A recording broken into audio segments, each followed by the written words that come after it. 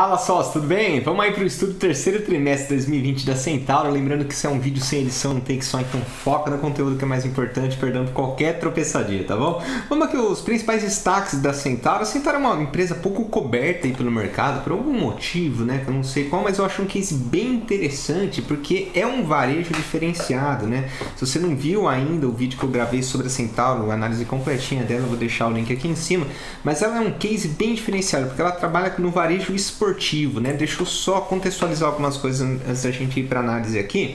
A Centauro, ela é um recente turnaround que deu certo, né? Deu bastante certo, começou a trazer lucro, né? Vinha crescendo bastante e veio aí a crise, né? Só que essa crise meio que afeta ela duplamente, né? Porque além de fechar as lojas, além de atrapalhar o andamento normal dela, e ela tem um custo muito elevado, porque uma das estratégias dela é focada na loja física. Espera aí, ela tem o mercado online, tá? Ela tem o foco online, mas ela quer sempre promover uma experiência diferente nas lojas físicas. Então, só aí ela já é afetada duas vezes. Ela gosta das lojas físicas, foi tudo fechada, e além disso, né, mais um driver é o seguinte: lá no passado, o fundador da Centauro, ele tinha uma fábrica de balanças. E onde que isso vai dar, né? Ele faliu essa fábrica de balanças por má gestão de caixa. Em 2015, ele deu problema na Centauro por má gestão de caixa. Então começou a dar prejuízo contábil por conta também de má gestão de caixa. E agora, né, que veio essa crise, eu não tenho dúvida da capacidade dele de administrar a empresa, né? Mas eu já fiquei meio com medo, né? Será que ele vai dar problema de caixa de novo? E a gente vai passar aqui, e ele tá passando bem desse momento, tá? Então vamos lá, né? Plataforma digital, eles são bem focados na plataforma digital. Já vou abrir um asterisco aqui rapidinho, né? Depois eu comento com vocês. Mas há muito tempo que eles já trabalham aí na plataforma digital, bem interessante. Então o GMV, que é o Gross Merchandise Volume, basicamente o volume de vendas, tá? No terceiro trimestre cresceu na plataforma digital 125% ano contra ano. Nos 9 meses cresceu 82%. Então a empresa, mesmo agora que voltou, que estão abrindo as lojas, que está flexibilizando mais, ela manteve o volume de vendas pelo online. E é isso que nós, como investidores, temos que esperar dessas empresas de varejo, tá? Porque uma coisa é você vender bastante, você construir uma estrutura que você venda bastante no omnichannel, venda bastante pelo e-commerce, no online. Outra coisa é, quando as lojas abrirem, essa estrutura ela continuar rodando. Por quê? Porque isso vai trazer uma nova receita para a empresa. Não vai ser uma receita passageira só para quando as lojas estavam fechadas. E a Centauro trouxe isso, tá? Ela trouxe isso. Então você vê que no terceiro trimestre, que flexibilizou, ainda assim eles continuam aumentando bastante ano contra ano a porcentagem de venda no online, tá? As vendas de marketplace cresceram 248%, e que representam aí 11% das vendas da plataforma digital. Então eles estão crescendo bastante no marketplace também, tá? Estratégia Omnichannel via modalidade Omnichannel aqui no terceiro trimestre de 2020 cresceu 32%, nos 9 meses de 2020 23%. Então você vê que no total do ano ela continua voando para cima na estratégia online, tá? Reforma de lojas. Vocês lembram que eu tinha comentado sobre as lojas? Eles têm aqui, ó, formato G5. O que é esse formato G5? É uma experiência bacana pra caramba, que você entra na loja lá, eu quero testar uma bola de basquete, você joga com a bola de basquete, você entra, parece uma pista de corrida, você pode testar a luva de boxe, lá é uma maravilha a loja, é uma experiência muito bacana mesmo que eles oferecem. E eles acreditam tanto nesse modelo dessa específica loja física, que gera uma alta experiência para o consumidor, claro, em sinergia com o online, tá? Mas eles acreditam tanto nesse modelo que quando eles realizaram um IPO, ou seja, eles venderam parte das ações deles para a gente se tornar investidor, eles pegaram a grana desse IPO para crescer essas lojas chamadas G5, que é geração 5. Então eles deram uma segurada no segundo trimestre, obviamente, mas eles estão de volta, né? Eles voltaram aqui, então 14 lojas foram reformadas para o formato G5. Eles já tinham algumas lojas físicas que não eram no formato G5, então eles estão fazendo essas reformas além de abrirem novas lojas, tá?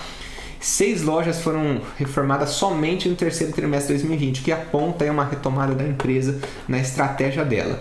A abertura de novas lojas, isso é nova loja, tá? Não é reforma. Então, no último ano, foram abertas 16 lojas G5 e uma nova só no terceiro trimestre de 2020. E os destaques financeiros: posição do caixa, 1,5 bilhões em 30 de setembro de 2020. Então eles estão com caixa, eles geraram um caixa aqui também de 35 milhões. Muito bom, não deu problema dessa vez de caixa, né? E receita líquida aqui caiu 8,4% ano contra ano. No ano, eles acumulam aqui... nos últimos 9 meses, eles acumulam uma queda de receita de 22%, que óbvio que impacta bastante. Mas você vê como o online está trazendo de volta essa receita, né? A loja física, vamos pegar aqui terceiro trimestre de 2020, a loja física caiu 30%, mas o total caiu 8,4%. Então, a loja online está segurando muito, tá? Mas eu queria trazer uma observação, inclusive aqui da comunidade, né? Da nossa comunidade. Nesse vídeo que eu postei sobre a Centauro, eu vi muitos comentários de pessoas que estavam fazendo compras, né? E não estavam entregando direito, né? Eles estavam pisando na bola com esse pessoal.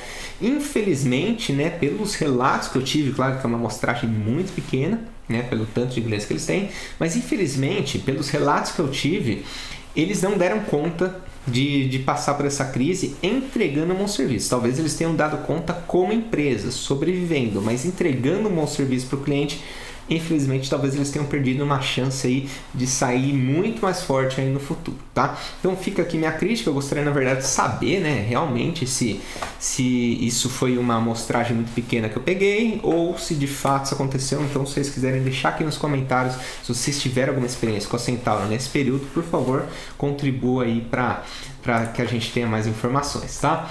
Então, lucro líquido, depois de todas essas reduções, né, depois de toda essa história contada, o lucro líquido no trimestre caiu em 26 milhões, tá? 27 milhões aqui quase. No ano, eles acumulam um prejuízo contábil aí de 104 milhões, contra um lucro de 168 milhões nos 9 primeiros meses de 2019.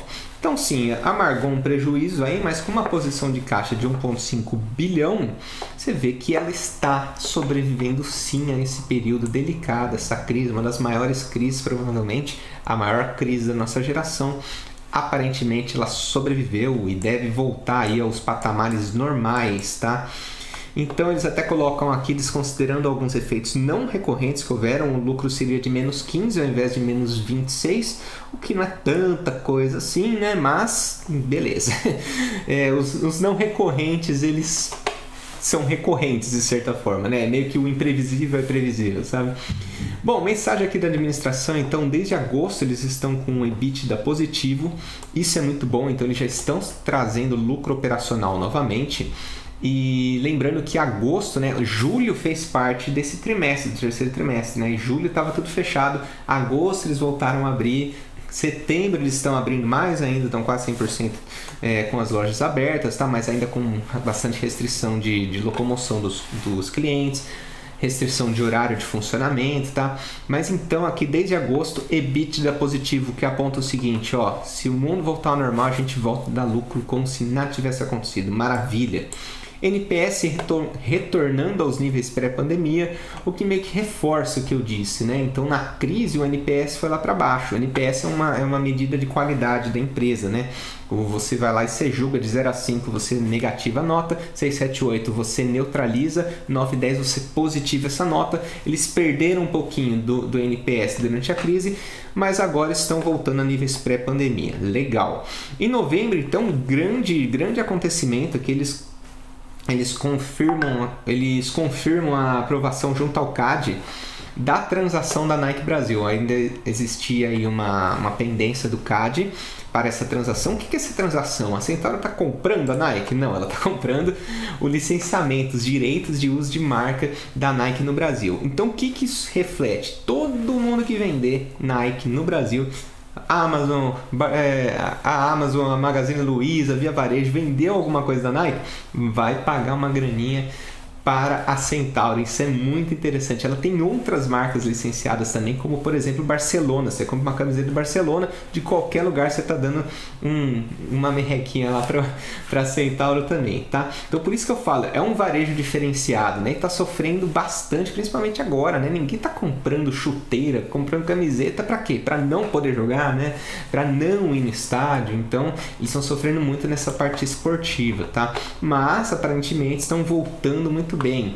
E muito interessante aqui que ainda tem o quarto trimestre por vir, tem Black Friday, tem Natal e diferente de outros anos que o quarto trimestre serve para trazer um boom no resultado, talvez esse ano esse quarto trimestre lhe sirva para recuperar o prejuízo que eles deram. Assim espero. Se eles fecharem um ano no 0 a 0, eu diria que já é um ótimo resultado em vista do que eles passaram, tá? Ao longo do terceiro trimestre, então, alguns fatos relevantes, chatinhos, né? Ao longo do terceiro trimestre, eles fizeram algumas renegociações de custo de ocupação. 3 negociações foram infrutíferas e a companhia optou pelo encerramento das operações de 3 lojas, né? Isso é bem desagradável, uma em São Paulo, 2 no Espírito Santo. Então, uma notícia chatinha, né? Eu só quero passar aqui, a gente já vai chegar, tá mais para baixo aqui, a questão do endividamento, alavancagem, posição de caixa da empresa, e eu vou ficar falando aqui até chegar nessa página, tá? Então só me dá mais 5 segundinhos, que eu não lembro qual página que era que eu tinha visto isso aqui, mas já tá chegando, não tem muito o que fazer, né? Ai, gente. Aqui, fluxo de caixa. Beleza. Fluxo de caixa, então, ela teve um fluxo de caixa positivo aí na ordem de 80 milhões, tá? Na ordem de 80 milhões. E a parte de dívida, que é a parte aqui. Aqui, ó, a parte do follow-on. O que eles fizeram? Deixa eu explicar aqui, contextualizar também para vocês. Veio a crise, né? O senhorzinho lá que já tinha falido a empresa de balanças e ficou com medo. Ele, dessa vez não vou me ferrar por caixa. Tomou financiamento, né? Tomou empréstimo e fez um follow-on, ou seja, emitiu ações para o mercado comprar e injetar capital dentro da empresa, injetar caixa na empresa. Isso foi preventivo, porque eles ainda não tinham sofrido baque, eles só sabiam que as lojas iam fechar. Aí eles falaram, não, vou fazer um follow-on aqui e ver o que vai dar, né? E acabou que não utilizou todo esse caixa, né? Não precisou utilizar todo esse dinheiro. Então eles foram muito precavidos, né? Então o endividamento da empresa hoje ela não tem dívida, é uma empresa sem dívida, bem interessante. Então você vê aqui empréstimos e financiamentos que eles estão devendo, né? 604 mil, mas caixa e equivalentes eles têm quase que 1,5 bilhão. Então a dívida líquida da empresa entra em menos 850 milhões. Ela pagou aqui antecipação de recebíveis, parcelamento de tributos. Então ela chega aí com caixa líquido de 656 milhões. Palmas para a empresa, ó, novas dívidas e follow-on da companhia. Então palmas para a empresa, sobreviveu, não fez aquela burrada que fez no passado, né, de prejudicar a empresa por conta de caixa, aprendeu a lição, deve sair mais forte aí. O online, né, pouca gente sabe, mas o online existe desde 2004 para a Centauro, né, uma empresa bem interessante, fortíssima, patrocinou a Copa do Mundo no Brasil, né, então assim, é uma empresa muito boa, muito diferenciada, eu diria, né, ela está num segmento sem diferenciação, mas é um varejo um pouquinho mais diferenciado, ela ganha daqui, ganha de lá, ela consegue algumas manobras dentro desse varejo que acaba gerando maior diferenciação para o consumidor, por isso que eu gosto, né, eu gosto do case em si. Vocês vão me ouvir falando bastante desse case, porque eu acho bem interessante e é importante você ter essa visão, porque o varejo não tem diferenciação. Então, ou o varejo, por exemplo, da Magazine Luiza é praticamente zero diferenciação. Onde que está a diferenciação dela? Está na logística, está no marketing, está na tecnologia que ela entrega, né? Agora, onde que está a diferenciação desse varejo específico da Centauro? Está na marca, está na experiência na loja, né? Então é bem interessante. Por quê? Porque está vindo aí uma gigante, só está crescendo, abriu 3 centros de distribuição recentemente no Brasil, chamada Amazon. E nós, como investidores, a gente tem que entender onde que a Amazon, que é uma potência mundial, tem muito mais ganho de escala do que qualquer operadora de varejo no Brasil, onde que ela qual empresa que não vai ser afetada por ela, né? Como que as empresas elas podem se proteger da Amazon, né? De certa forma, e de outras gigantes também, como o Mercado Livre. Então, inclusive, eu gravei um vídeo comentando sobre isso, né? Empresas blindadas aí da Amazon que ainda assim atuam no segmento de varejo, tá? Se você quiser dar uma olhada, eu vou deixar o card aqui em cima, tá? Mas se você gostou desse vídeo, deixa aqui o like para ajudar o canal, por favor, tá? Me segue no Instagram também, porque a gente bate um papo muito mais próximo lá, muito legal. Se inscreve nesse canal, toca o sininho para quê? Para ser notificado todos os vídeos. São mais de 140 vídeos aqui no canal, tem muita coisa, tá? Então, muito obrigado pelo seu tempo e atenção disposta. Até o próximo vídeo.